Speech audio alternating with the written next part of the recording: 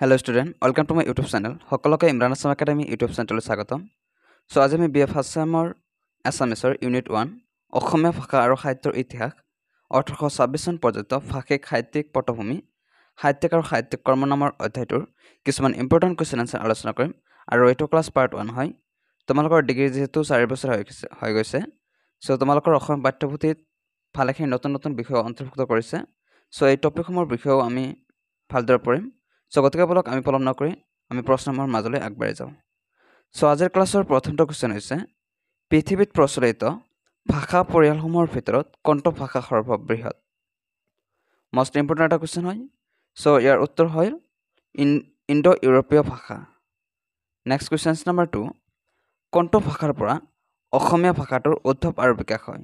এইটো কুৱেশ্যন তোমালোকৰ পৰীক্ষাত আহে, গতিকে তোমালোকৰ এইটো কুৱেশ্যন ভালদৰে মনত ৰাখিবা। তো উত্তৰ কি হয়? ভাৰতীয় আৰ্য ভাষাৰ পৰা অসমীয়া ভাষাটোৰ উদ্ভৱ আৰু বিকাশ হয়। নেক্সট কুৱেশ্যন নম্বৰ 3, ভাৰতীয় আৰ্য ভাষাৰ ক্ৰমবিকাশৰ স্তৰক কেইটা ভাগত ভাগ কৰা হৈছে আৰু ভাগ কেইটা কি কি? মোষ্ট ইম্পৰ্টেণ্ট হয়। উত্তৰ, ভাৰতীয় আৰ্য ভাষাৰ ক্ৰমবিকাশৰ স্তৰক 3টা ভাগত ভাগ কৰা হৈছে। ভাগ কেইটা হ'ল 1 নম্বৰ প্ৰাচীন ভাৰতীয় আৰ্য ভাষা, 2 নম্বৰ মধ্য ভাৰতীয় আৰ্য ভাষা, 3 নম্বৰ নব্য ভাৰতীয় আৰ্য ভাষা। এই 3টা স্তৰত ভাৰতীয় আৰ্য ভাষা ভাগ কৰা হৈছে। কুৱেশ্যন নম্বৰ 4, প্ৰাচীন ভাৰতীয় আৰ্য ভাষাৰ প্ৰথম সাহিত্যিক নিদৰ্শন কি? উত্তৰ কি হয়? ঋগ্বেদ। কুৱেশ্যন নম্বৰ 5, প্ৰাচীন ভাৰতীয় আৰ্য ভাষাৰ ৰূপ দুটা কি কি? উত্তৰ, প্ৰাচীন ভাৰতীয় আৰ্য ভাষাৰ ৰূপ দুটা হ'ল 1 নম্বৰ বৈদিক আৰু 2 নম্বৰ সংস্কৃত। কুৱেশ্যন নম্বৰ 6, প্ৰাচীন ভাৰতীয় আৰ্য ভাষাৰ কিমান শতিকাৰ পৰা কিমান শতিকালৈ ধৰা হয়? মোষ্ট ইম্পৰ্টেণ্ট হয়, পৰীক্ষাত আহে। উত্তৰ, প্ৰাচীন ভাৰতীয় আৰ্য ভাষাৰ সময় খ্ৰীষ্টপূৰ্ব 1200 শতিকাৰ পৰা খ্ৰীষ্টপূৰ্ব 6ষ্ঠ শতিকালৈ ধৰা হয়। কুৱেশ্যন নম্বৰ 7, মধ্য ভাৰতীয় আৰ্য ভাষাৰ বিষয়ে এটি চমুটকা লিখা।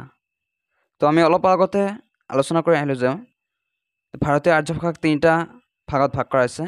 1 নম্বৰ আছিল প্ৰাচীন ভাৰতীয় আৰ্য ভাষা, 2 নম্বৰ মধ্য ভাৰতীয় আৰ্য ভাষা আৰু 3 নম্বৰ নব্য ভাৰতীয় আৰ্য ভাষা। আৰু এইটো প্ৰশ্ন যিহেতু আগৰ পৰীক্ষাত আহিছিল, সো সেইকাৰণে মই তোমালোকক দিছোঁ। উত্তৰ চাওঁ আমি। ভাৰতীয় আৰ্য ভাষাৰ ক্ৰমবিকাশৰ দ্বিতীয় স্তৰটোৱে হৈছে মধ্য ভাৰতীয় আৰ্য ভাষা। ইয়াক প্ৰাকৃত সাহিত্যৰ যুগ বুলিও কোৱা হয়। মধ্য ভাৰতীয় আৰ্য ভাষাৰ সময় খ্ৰীষ্টপূৰ্ব 6ষ্ঠ শতিকাৰ পৰা 10ম শতিকালৈ ধৰা হয়। এই সময়ছোৱাৰ ভিতৰত প্ৰাকৃত ভাষাই আদি প্ৰাকৃত, মধ্য প্ৰাকৃত আৰু অন্তঃপ্ৰাকৃত এই 3টা স্তৰৰ মাজেদি ক্ৰমবিকাশ লাভ কৰে। মধ্য ভাৰতীয় আৰ্য ভাষাৰ বিভিন্ন অঞ্চলত প্ৰচলিত ভাষাৰ 5টা আঞ্চলিক ৰূপক সাহিত্যিক প্ৰাকৃত বুলি কোৱা হয়, যেনে মহাৰাষ্ট্ৰী, স্বৰমেনী, পৈশাচী, অৰ্ধগামী, মাগধী প্ৰাকৃত। মাগধী প্ৰাকৃতৰ পৰাই খ্ৰীষ্টপূৰ্ব 9ম-10ম শতিকাত অসমীয়া, বাংলা, উৰিষ্যা, ভোজপুৰী ভাষাৰ জন্ম হয়।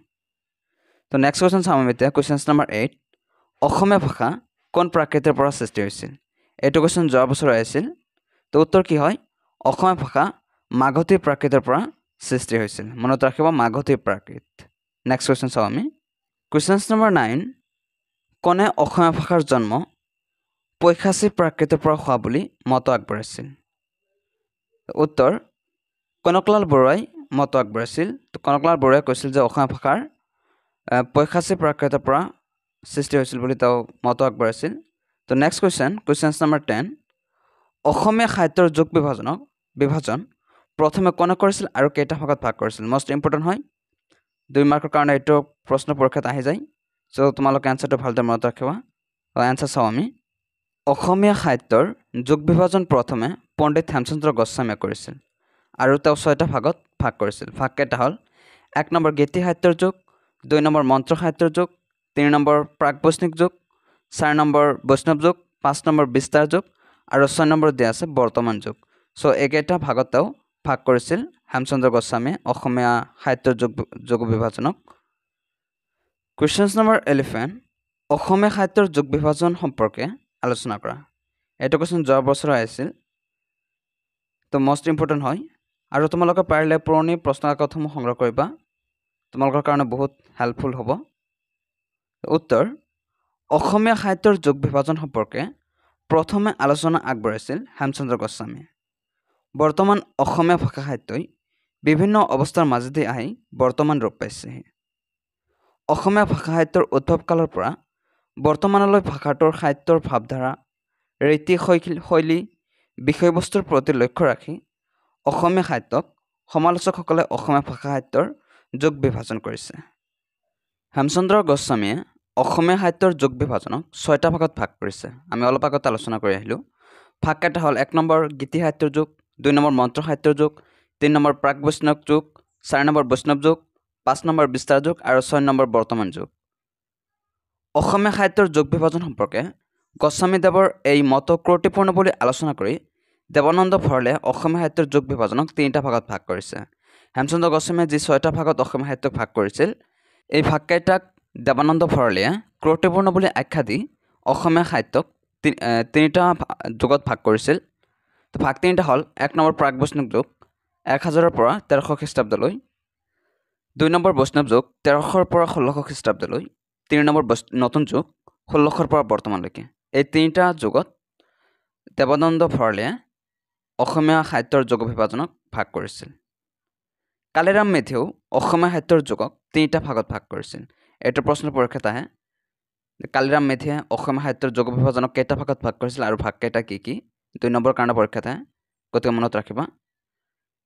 1 নম্বৰ প্ৰাক বৈষ্ণৱ যুগ, 2 নম্বৰ বৈষ্ণৱ যুগ আৰু 3 নম্বৰ আধুনিক যুগ। এই 3টা ভাগত কালিৰাম মেধিয়েও অসমীয়া সাহিত্যৰ যুগ বিভাজনক ভাগ কৰিছিল। ডিম্বেশ্বৰ নেওগে অসমীয়া সাহিত্যৰ যুগক 5টা ভাগত ভাগ কৰিছে। ভাগকেইটা হ'ল, এইটো প্ৰশ্ন পৰীক্ষাত আহে যে ডিম্বেশ্বৰ নেওগে অসমীয়া সাহিত্যৰ যুগ বিভাজনক কেইটা ভাগত ভাগ কৰিছিল, ভাগকেইটা কি কি? 2 মাৰ্কৰ কাৰণে পৰীক্ষাত আহে। 1 নম্বৰ আদি যুগ, 2 নম্বৰ প্ৰাক বৈষ্ণৱ যুগ, 3 নম্বৰ বৈষ্ণৱ যুগ, 4 নম্বৰ বিস্তাৰ যুগ আৰু 5 নম্বৰ বৰ্তমান যুগ। এই 5টা ভাগত ডিম্বেশ্বৰ নেওগে অসমীয়া সাহিত্যৰ যুগ বিভাজনক ভাগ কৰিছিল। ডক্টৰ বাণীকান্ত কাকতিয়ে তেওঁৰ গৱেষণা গ্ৰন্থত 3টা ভাগত ভাগ কৰিছে। 1 নম্বৰ প্ৰাচীন অসমীয়া, 2 নম্বৰ মধ্যযুগীয় অসমীয়া, 3 নম্বৰ আধুনিক যুগ। এই 3টা ভাগত ডক্টৰ বাণীকান্ত কাকতিয়ে ভাগ কৰিছিল। সত্যেন্দ্ৰনাথ শৰ্মাই অসমীয়া ভাষা সাহিত্যৰ বুৰঞ্জীক 3টা ভাগত ভাগ কৰিছে। 1 নম্বৰ আদি যুগ, 2 নম্বৰ মধ্যযুগ, 3 নম্বৰ বৰ্তমান যুগ। মহেশ্বৰ নেওগে অসমীয়া ভাষা সাহিত্যৰ উদ্ভৱ কালৰ পৰা বৰ্তমান ভাষা সাহিত্যৰ গতি প্ৰকৃতিলৈ লক্ষ্য কৰি 5টা ভাগত ভাগ কৰিছে। 1 নম্বৰ বৌদ্ধ যুগ, 2 নম্বৰ প্ৰাক শংকৰী যুগ, 3 নম্বৰ শংকৰী যুগ, 4 নম্বৰ উত্তৰ শংকৰী যুগ, 5 নম্বৰ আধুনিক যুগ। হৰিনাথ শৰ্মা দলৈ অসমীয়া ভাষা সাহিত্যৰ যুগক 4টা ভাগত ভাগ কৰিছে। 1 নম্বৰ উদ্ভৱকালীন যুগ, 2 নম্বৰ প্ৰাক বৈষ্ণৱ যুগ, 3 নম্বৰ বৈষ্ণৱ যুগ, 4 নম্বৰ বৰ্তমান যুগ। এই 4টা ভাগত হৰিনাথ শৰ্মা দলৈয়ে অসমীয়া ভাষা সাহিত্যৰ যুগক ভাগ কৰিছে।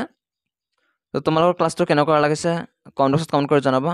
আৰু এতিয়ালৈকে যদি কোনোবাই ক্লাছটো লাইক কৰা নাই, প্লিজ লাইক কৰা। আৰু যদি কোনোবাই চেনেলটো নতুন চাই আছে, তেনেহ'লে চেনেলটো প্লিজ ছাবস্ক্ৰাইব কৰি ৰাখিবা। আৰু পাৰিলে তোমালোকৰ বন্ধু বান্ধৱৰ সৈতে ক্লাছটো শ্বেয়াৰ কৰাৰ কাৰণে যত্ন কৰিবা। চ' নেক্সট কুৱেশ্যন চাওঁ আমি, question number 12। Assamese its formation and development গ্ৰন্থখনৰ লেখক কোন? উত্তৰ ডক্টৰ বাণীকান্ত কাকতি। আৰু এই গ্ৰন্থখন ডক্টৰ বাণীকান্ত কাকতিৰ গৱেষণামূলক গ্ৰন্থ। এই গ্ৰন্থখনতে তেওঁ অসমীয়া সাহিত্যৰ যুগ বিভাজনক 3টা ভাগত ভাগ কৰিছে। নেক্সট কুৱেশ্যন নম্বৰ 13, আজিৰ ক্লাছৰ অন্তিমটো কুৱেশ্যন। অসমীয়া ভাষা কামৰূপী প্ৰাকৃতৰ পৰা উদ্ভৱ হৈছে বুলি কোনে মন্তব্য কৰিছিল? মষ্ট ইম্পৰ্টেণ্ট হয়, পৰীক্ষাত আহে। উত্তৰ বেণীমাধৱ বৰুৱা আৰু ডিম্বেশ্বৰ নেওগে অসমীয়া ভাষা কামৰূপী প্ৰাকৃতৰ পৰা উদ্ভৱ হৈছে বুলি মত আগবঢ়াইছিল। সকলোৰে সুস্বাস্থ্য আৰু দীৰ্ঘায়ু কামনা কৰি আজি আমি ইয়াতে সামৰণি মাৰিছোঁ। ধন্যবাদ।